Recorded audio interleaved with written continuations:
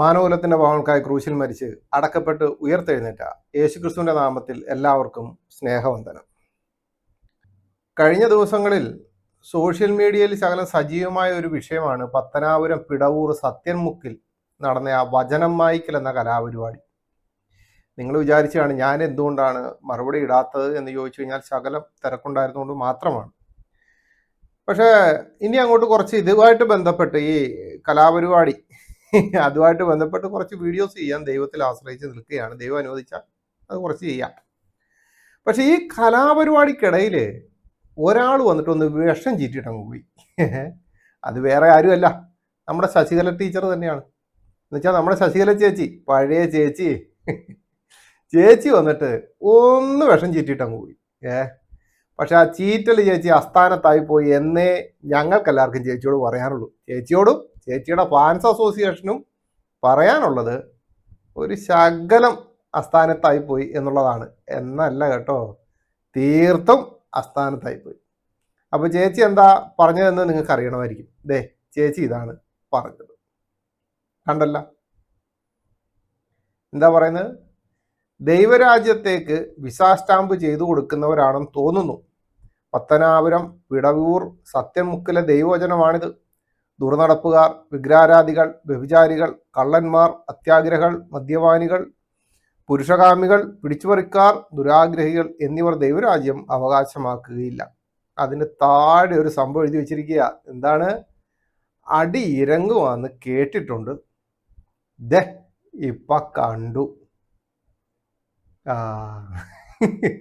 18 video ചെയ്തതേ കിടപ്പുണ്ട് കേട്ടോ.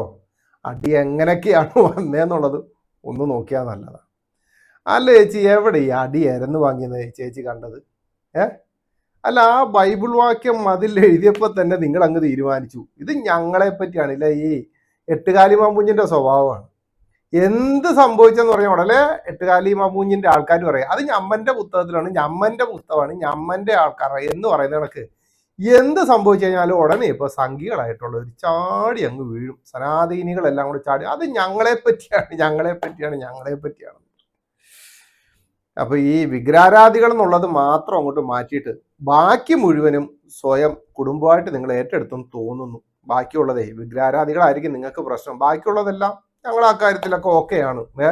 ഇത് പക്ഷെ ഞങ്ങളല്ല എന്ന് പറഞ്ഞതാണോ? എന്തെങ്കിലും ആയിക്കോട്ടെ, എന്തൊക്കെയാണല്ലോ നന്നായി. അല്ലെങ്കിൽ ആകെ വിഷമിച്ചേനെ, ശരിയല്ലേ?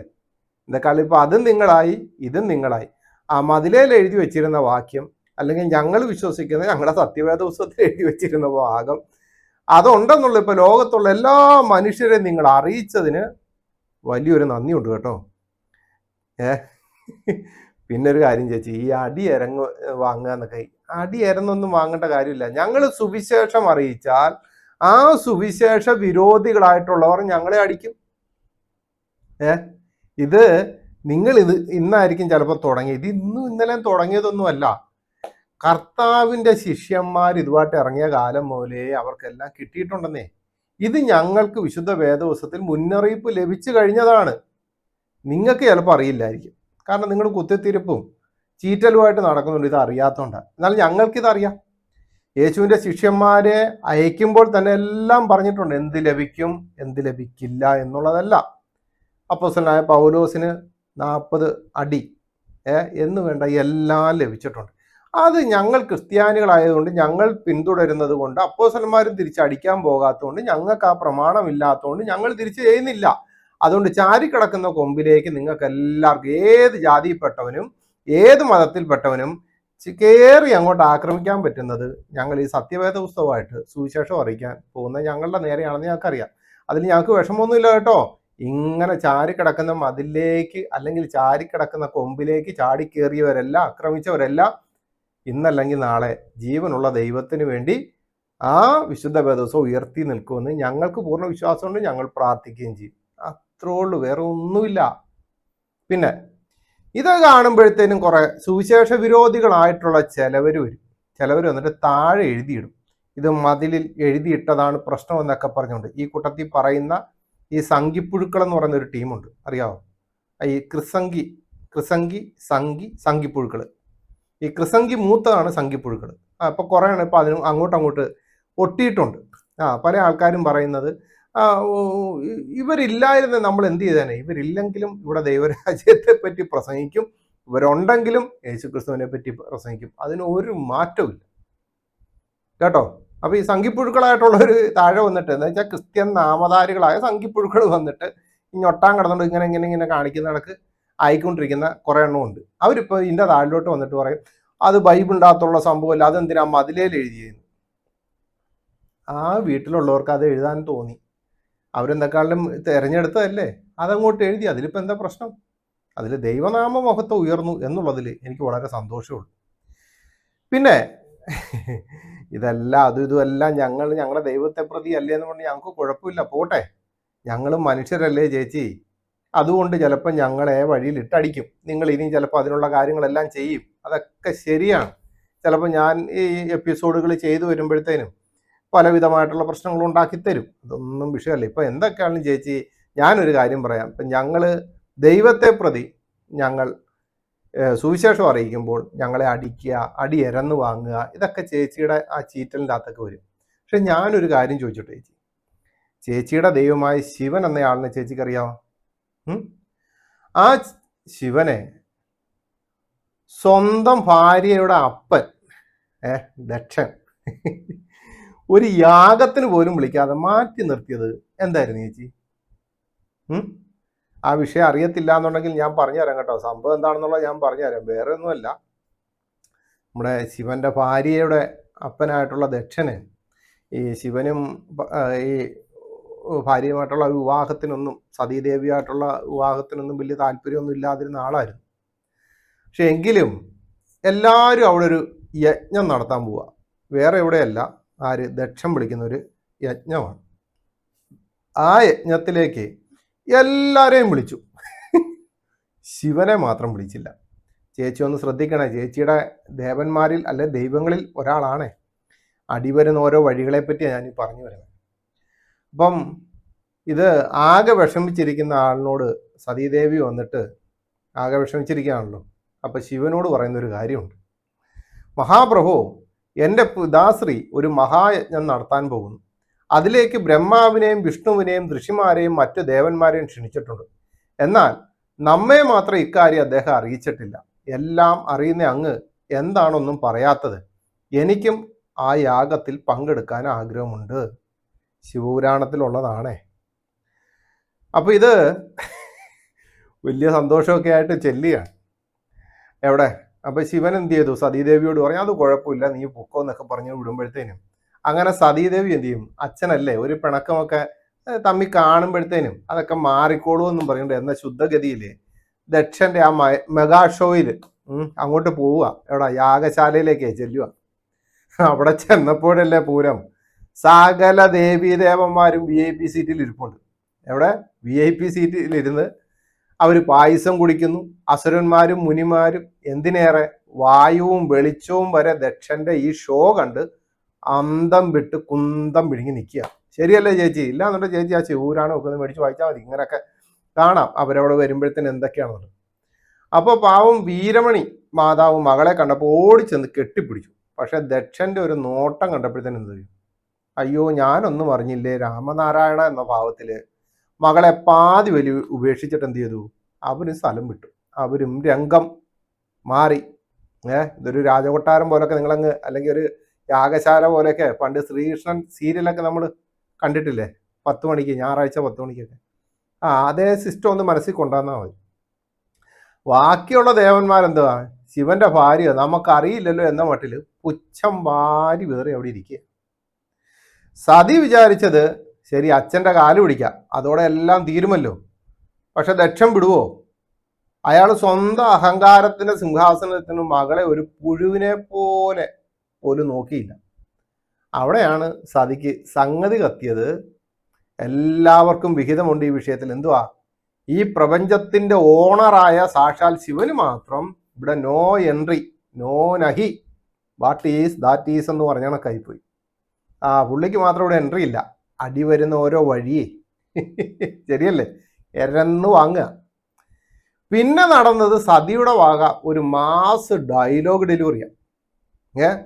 ഹേ പിതാശ്രീ, കുറച്ച് പണവും പത്രാസും ഉണ്ടെന്ന് കരുതി സൃഷ്ടാവിനെ മറക്കണം എന്നൊക്കെ ചോദിച്ചുകൊണ്ട് ആകെ വിഷ്ണുവും ബ്രഹ്മാവും ഒക്കെ തങ്ങളുടെ സീറ്റിലൊന്ന് ഇളകിയിരുന്നേ ഉള്ളൂ. നിങ്ങളൊക്കെ വലിയ ആൾക്കാരാണെന്ന് നടിച്ചിട്ട് എന്ത് കാര്യം? ആരുടെ കയ്യിൽ നിന്നാണോ ഇതെല്ലാം ഉണ്ടായത് അവനെ തന്നെ മറന്ന യാഗത്തിൽ പന്തി ഭോജനത്തിന് വന്നിരിക്കുന്നു, നാണമില്ലല്ലോ എന്നൊക്കെ പറഞ്ഞുകൊണ്ട് നമ്മുടെ സതീദേവി ആഞ്ഞടിക്കുകയാണ്. എല്ലാവരും തലകുനിച്ചു. നിങ്ങളതൊക്കെ ശ്രദ്ധയോടൊന്ന് കേൾക്കണം. ദക്ഷനാകട്ടെ ഈ സത്യം കേട്ടപ്പോൾ നാണിക്കുന്നതിന് പകരം സ്വന്തം ആനത്തലവതി എന്ന് വെച്ചാൽ ഭാവിയെ പോലും ഓർക്കാതെ ശിവനെ ചീത്ത വിളിക്കാൻ തുടങ്ങി. അടിവരുന്ന ഓരോ വഴിയേ, ശരിയല്ലേ, എരന്ന് മേടിക്കുക. ആര്? ദക്ഷനല്ല കേട്ടോ, ശിവനെ പറ്റി പിന്നെ അങ്ങ് വർണ്ണിക്കാൻ പോവുകയാണ്. ആര്? സ്വന്തം അമ്മായിയപ്പൻ. എന്തെക്കാളും ഞങ്ങൾ ഈ അടി വരുന്ന ഓരോ വഴി എന്നൊക്കെ പറയാല്ലേ, അടി എരന്ന് വാങ്ങുക എന്ന് പറയുമ്പോഴത്തേനും ചേച്ചി ഞങ്ങൾ മനുഷ്യരല്ലേ, പക്ഷെ ഈ നിങ്ങളുടെ ദൈവമായ ഈ ശിവനെ പറ്റി പറയുന്നൊന്ന് കേട്ടോണേ. ആരാ പറയുന്നത്? സ്വന്തം അമ്മായിയപ്പൻ പറയാണ്. ഇത് എങ്ങനെ പറയുന്നത്? ഇത് ഇങ്ങനെ: ധിക്കാരത്തോടെ നീ എന്താണ് പുലമ്പുന്നത്? കപാലിയുടെ വാമന ഭാഗത്തിരുന്ന നിനക്ക് ഈ യജ്ഞത്തിൽ പങ്കുകൊള്ളാൻ യാതൊരു യോഗ്യതയുമില്ല. നീ എൻ്റെ മകളാണെന്ന സങ്കല്പം തന്നെ മനസ്സിൽ നിന്ന് ഞാൻ കുടിയൊഴിപ്പിച്ചു. നിന്നോട് ആര് പറഞ്ഞിട്ടാണ് ഇവിടെ വന്നത്? വന്ന വഴിയെ തിരിച്ചു പോകാൻ തയ്യാറായില്ലെങ്കിൽ ഞാൻ നിന്നെ ആട്ടിപ്പുറത്താക്കും. നിന്റെ ഭർത്താവ് ജഗദീശ്വരനെന്ന് നീ വീമ്പിളക്കുന്നത് ഭൂതപ്രേത പിശാചുക്കളുടെ നാഥനായ ആ വൃത്തിഹീനൻ ഇവിടെ വന്നാൽ മഹത്തായ ഈ യജ്ഞം അശുദ്ധമാകും. ഇക്കാര്യം കാലേക്കൂട്ടി അറിയാവുന്നത് കൊണ്ടാണ് അവനെ ഞാൻ ക്ഷണിക്കാതിരുന്നത്. അവനോടൊത്തുള്ള സഹവാസം മൂലം നീയും അശുദ്ധയായിരിക്കുന്നു. അതുകൊണ്ട് നിനക്കിവിടെ സ്ഥാനമില്ല. മൂഢനും പാപിയും ദുരാചാരിയുമായ അവന് ബ്രഹ്മദേവന്റെ വാക്ക് കേട്ട് നിന്നെ കൊടുത്തു. ആ തെറ്റ് ഞാൻ അംഗീകരിക്കുന്നു. നിനക്ക് നിർബന്ധമാണെങ്കിൽ യജ്ഞത്തിൽ നിന്റെ ഭാഗം അനുഭവിക്കാൻ ഞാൻ അനുവദിക്കാം. പക്ഷേ നിന്റെ കോപത്തിനിരയാകാൻ ഇവിടെ ആരും തന്നെ ഇല്ല. ശിവപുരാണം പേജ് 75. എൻ്റെ ചേച്ചി സ്വന്തം അമ്മായിയപ്പൻ പറയുന്ന വാക്കുകളാണ്. ആരെ പറ്റി? മരുമോനെ പറ്റി. മരുമോനാണെങ്കിൽ പോട്ടെന്ന് നോക്കാം, സകലതിനെ സൃഷ്ടിച്ചത് ശിവനാണെന്നാണ് ശിവപുരാണത്തിൽ എഴുതി വച്ചിരിക്കുന്നത്.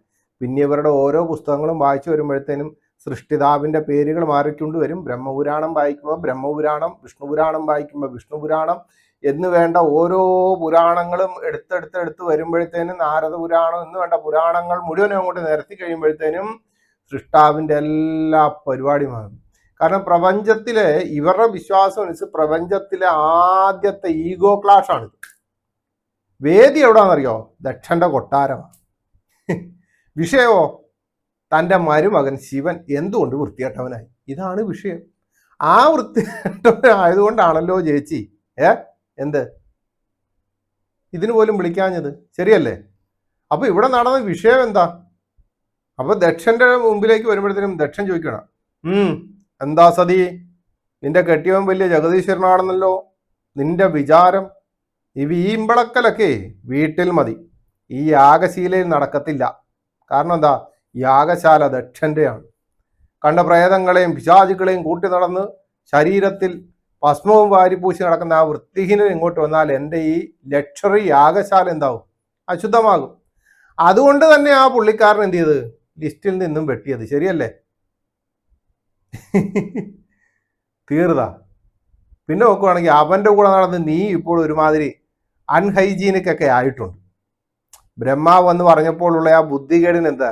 പിന്നെ ഞാൻ അവർ പിടിച്ചു കൊടുത്തു എന്നൊക്കെയുള്ള ശരിയാ. എനിക്ക് പറ്റിയ ഏറ്റവും വലിയ തെറ്റാണിത്. ഇനിയിപ്പോൾ വന്ന സ്ഥിതിക്ക് നിനക്ക് വേണമെങ്കിൽ സൈഡിൽ നിന്നിട്ട് കട്ടം വലിക്കുന്നിടക്ക് എന്തൊക്കെ വലിച്ചു വല്ലതും കണ്ടിട്ട് പോകാം. അല്ലാതെ നിന്റെ ഈ ചൂടൊന്നും ഇവിടെ കാണിക്കണ്ട. ആ ഒരു സെറ്റപ്പിൽ എന്താ പ്രപഞ്ചത്തിനെ സകലതും സൃഷ്ടിച്ചെന്ന് ചേച്ചി വിശ്വസിക്കുന്ന ശിവന്റെ ഭാര്യനെ ഇങ്ങനെ ആക്ഷേപിച്ചു വിടുക. ചേച്ചി ഇതിപ്പോൾ ഞാൻ ഒരു കാര്യം ചോദിച്ചോട്ടെ, ഇത് കാണുമ്പോഴത്തേനും നിങ്ങൾ ഉടനെ കുറേ ആൾക്കാർ വന്നിട്ട് പറയും, യേശു ക്രിസ്തുവിനെ പറ്റി പറയാൻ വേണ്ടി ഇങ്ങോട്ട് വരും. ഒരു കുഴപ്പമില്ല.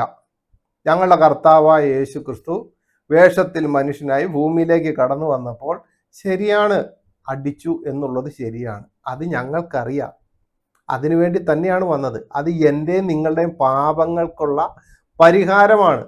യേശു ക്രിസ്തു ക്രൂശിൽ മരിച്ചു, അടക്കപ്പെട്ടു, ഉയർത്തെഴുന്നേറ്റ് ഇന്നും ജീവിച്ചിരിക്കുന്നു എന്നുള്ളത്. അതിനു മുമ്പ് യേശു ക്രിസ്തുവിനെ ശിക്ഷ എന്നുള്ളതെല്ലാം നടന്നിട്ടുണ്ട്. പക്ഷെ ഒരു കാര്യം ചേച്ചിയുടെ ഈ ദേവനെ ഇതുപോലെ കൊണ്ടുപോയത് കണക്ക് ഇങ്ങനെ നാണം കെടുത്തി കണക്ക് ആരും നാണം കെടുത്തിട്ടില്ല. അത് സ്വന്തം അമ്മായിയപ്പനെ. അപ്പം എൻ്റെ ഒരു ചോദ്യം, ദൈവത്തിന് ഭാര്യയോ?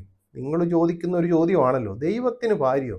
തീർന്നില്ല കേട്ടാ, ഇനി അടിയുടെ വിഷയങ്ങൾ ഇനിയും വരാൻ പോകുന്നില്ല. ദൈവം അനുവദിച്ചാൽ അടുത്ത എപ്പിസോഡുകൾ നമുക്കിനിയും കാണാം. എന്തായിരുന്നു അടി, എന്തൊക്കെ മോഡൽ അടിയാണെന്ന് അറിയാവോ? നിങ്ങൾ എവിടെ പരിപാടി അവതരിപ്പിച്ചാലും എൻ്റെ ചേച്ചി പകുതിക്ക് വെച്ച് നിർത്തിപ്പോണ്ടി വരുമല്ലോ. അതെന്തേ ഈ പകുതിക്ക് വെച്ച് നിർത്തിപ്പോകേണ്ട അവസ്ഥയാണല്ലോ നിങ്ങൾക്ക്? ഇതൊന്ന് മുഴുവിപ്പിക്ക്. ഒന്നെങ്കിൽ ചേച്ചി ഒരു ഡിബേറ്റിനോ, അതും വരത്തില്ല. ടി ജി മോഹൻദാസും വരത്തില്ല, ചേച്ചിയും വരത്തില്ല. നിങ്ങൾക്ക് മുമ്പേ നേരെ ഒരു വിഷം ചീറ്റിക്കൊണ്ട് നടന്ന ഒരാളാണ് ഗോപാലകൃഷ്ണൻ, ഈ എസൻസുകാർ ഗോക്രി എന്ന് വിളിക്കുന്ന ഗോപാലകൃഷ്ണൻ. അദ്ദേഹം മരിച്ചുപോയി, അതുകൊണ്ട് പോട്ടെ. നിങ്ങളുടെ കൂട്ടത്തിലുള്ളവരാരും മിഷണറി ചെയ്ത സംഭാവനകളെ പറ്റിയോ അല്ലെങ്കിൽ ഒരു വിഷയം എടുത്തു വെച്ച് ഡിബേറ്റിന് വരത്തില്ല. വരാതിരുന്നുകൊണ്ട് ഈ തള്ളിങ്ങനെ തള്ളിക്കൊണ്ടിരിക്കും. അതുകൊണ്ട് ചേച്ചിയോട് പറയുകയാണ്, ചേച്ചി വളരെ നല്ല രീതിയിൽ പറയുകയാണ്, ചേച്ചി ഈ ഇടയ്ക്കിടയ്ക്ക് ഈ ചീറ്റുന്ന പരിപാടി ഉണ്ടല്ലോ, അതങ്ങ് നിർത്തിയിട്ട് ചേച്ചി ഒന്ന് ചിന്തിച്ചു നോക്ക്. ചേച്ചിയോട് ഞാൻ നേരത്തെ പറയുകയാണ്, ഈ മാറ് മറയ്ക്കാൻ വരെ മിഷണറിമാരാണ്, മിഷണറി ജാക്കറ്റാണ് ഇപ്പോഴും ഇട്ടുകൊണ്ട് കിടക്കുന്നത് കേട്ടോ, അതിലൊന്നും ഒരു മാറ്റവും വന്നിട്ടില്ല. അത് ഇടാൻ നേരമെങ്കിലും മിഷണറിമാർ ചെയ്ത സംഭാവനകളെ പറ്റി ഓർക്കണം. 1, 2 മിഷണറിമാർ ഇത് ചെയ്യാനുണ്ടായ കാരണക്കാരൻ ആരാന്ന് വെച്ചാൽ അത് കർത്താവായ യേശു ക്രിസ്തു. അതുകൊണ്ട് ചേച്ചിയോട് പറയണം, ചേച്ചി ഇങ്ങനെ വൃത്തിഹീനനായിട്ട് നടക്കുന്ന ഒരാളുടെ പിന്നാലെ പോകാതെ അശുദ്ധിയിലായിരിക്കുന്ന നമ്മളെ ശുദ്ധിയാക്കുന്ന കർത്താവായ യേശു ക്രിസ്തുവിനെ പിൻപറ്റുക. അത്രേ ഉള്ളൂ, വേറെ ഒന്നുമില്ല. ഞങ്ങളുടെ മേലടിക്കും, ഞങ്ങളെ കൊല്ലും, ഞങ്ങളെ ഒറ്റപ്പെടുത്തും, ഞങ്ങളെ കുഴിച്ചു മൂടും, ഇതെല്ലാം നടക്കുമെന്ന് ഞങ്ങൾക്കറിയാം. ഞങ്ങളിത് അറിഞ്ഞുകൊണ്ട് തന്നെയാണ് ഇറങ്ങിയത്.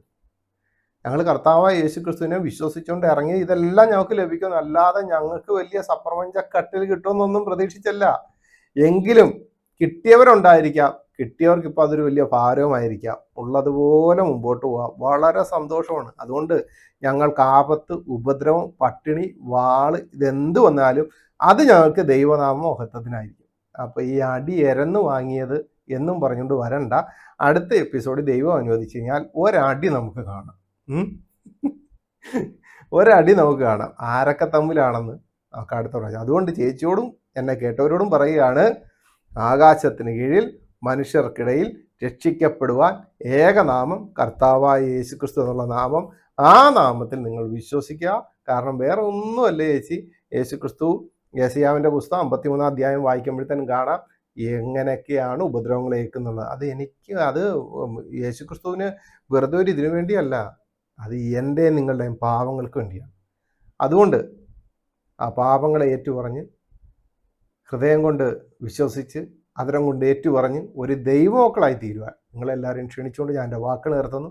അടുത്ത എപ്പിസോഡിൽ നമുക്ക് വീണ്ടും കാണാം. ദൈവം എല്ലാവരും ധാരാളമായി സഹായിക്കും.